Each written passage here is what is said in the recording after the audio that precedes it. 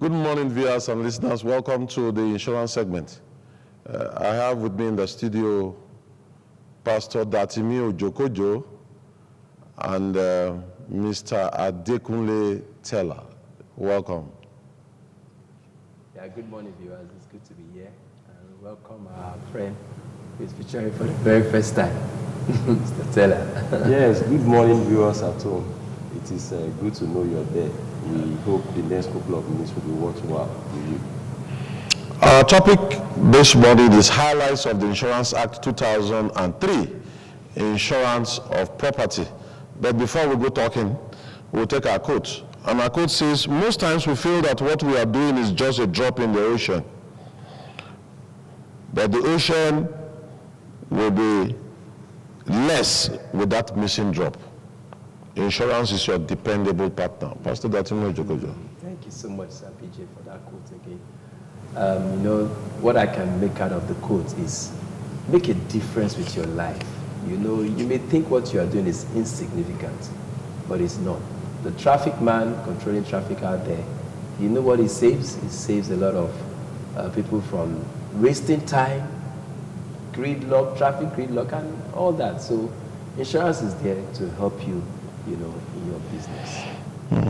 And Mr. Teller, word from you. Yes, I would say that just like the saying goes, that whatever is worth doing at all is worth doing well. So if your investment is worth protecting, then you should think of insurance. Okay, we thank God that we have knowledgeable persons who are going to talk on our topic, the highlights of the Insurance Act 2003, insurance of property. Specifically, we want to say that there are laws that have given us permission to see how we should insure. And there is already a law in the country. So we are not talking on the basis of insure your property against fire and other associated risks. It is on the basis of the fact that it is compulsory that you do it also. And so we want to clear from the position of cry of SOS, my property has been burnt, there is a collapsed building here and there, there's a provision already made by the law for such. And so we want people to key into it and have themselves protected. Now we will take the position of section 64, subsection 1, that says no person shall cause to be constructed any building of more than 2 floors without insuring with a registered insurer its liability in respect of construction, risks caused by his negligence or the negligence of his servants, agents, or consultants, which may result in bodily injury or loss of life to property or any workman on the site of any member of the public. That's section 64 of the 2003 Insurance Act, subsection 1. Pastor, let us begin to break this for understanding so that people will know that the request to say go and insure is not based on the fact that you want premium, but we want Nigerian society to be proper, you know, governed, for people to know that there is a transfer mechanism for them to operate on. You know, in life there is risk. Almost everything we do, you're driving on the road, you are exposed to risk, and government are deemed it fit to ensure that as a result of construction work going on, the risks associated with that activity is covered. And that's why there's a law. Because you could have a third party, people working in the site, the destruction of the property, and people, like you talked about SOS, sometimes it's government, they are all calling for help. When all they should have done is transfer that risk to an insurance company who comes to your rescue when the need arises. So the law, we know that this law has not been implemented to the full, because we are always hearing of even high-profile cases of buildings that were not insured or under construction. And at the end of the day, when we investigate or we get the news, it was not covered. People have died, properties destroyed, you know, and at the end of the day, total loss. when they should have just transferred that risk to an insurance company by paying a small premium compared to the value of, the property that should have been insured.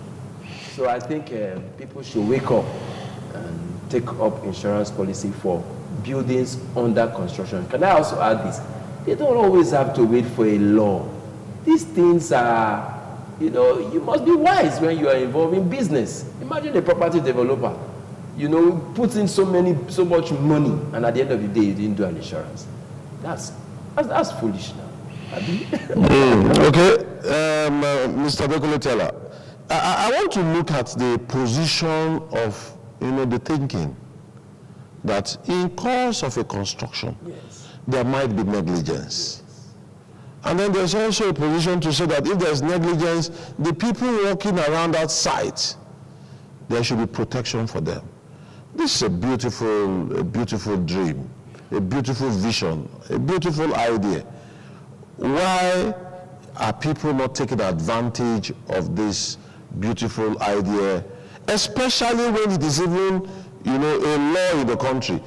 When we say compulsory insurance, this is one of the compulsory insurance we are talking about. Why are people not taking advantage of it? Is it because insurance is also not seen to be performing their duties, or insurance have not explained well why there should be this cover? But I think government coming up to say we must sign this into law means that they mean well for the generality of the people. Okay, let me begin by saying that actually this is not peculiar to insurance alone. Complying with the provisions of law. Yeah. It is all over places. Yeah, just like you rightly read out to our hearing, the provisions of the law is clear. The challenge has been implementation. And I would, for one, think that what will require is for all parties, not just the insurance company or the government, but particularly the insuring public, need to key into the idea behind the law in the very first place. Yes. Because the very essence of the law is to protect all of us. So the public needs to understand and appreciate the reason why that law is put in place. Then you begin to talk of government playing their role by creating the enabling environment. And of course, we as practitioners on our own, we will have a lot to do in terms of educating the public. Of course, so much is being done in that respect. And like you said about the fact that a lot of persons are involved on a construction site, for instance, not only the contractor, you have, because of the massive nature of works that go on in the construction site, you have agents, you have subcontractors and all of that.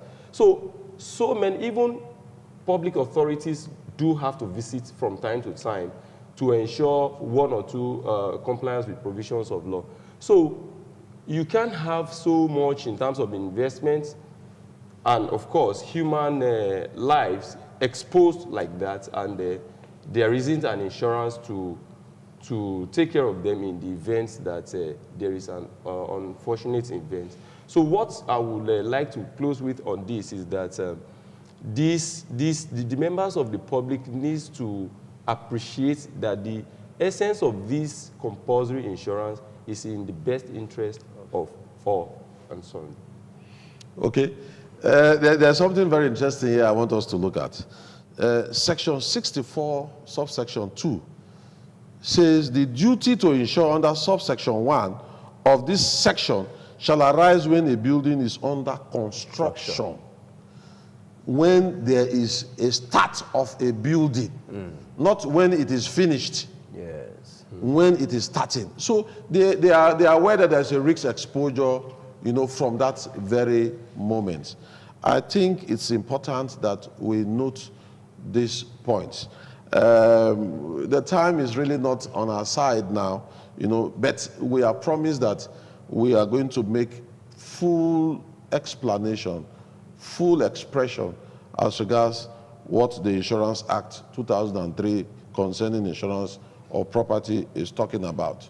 It's involving every one of us, whether you are an insurance practitioner, whether you are an engineer, whether you're an estate valuer, whether you are government. So going to see whether they meet with the building codes also translates to check whether insurance was also in place so that we will be a better country for tomorrow.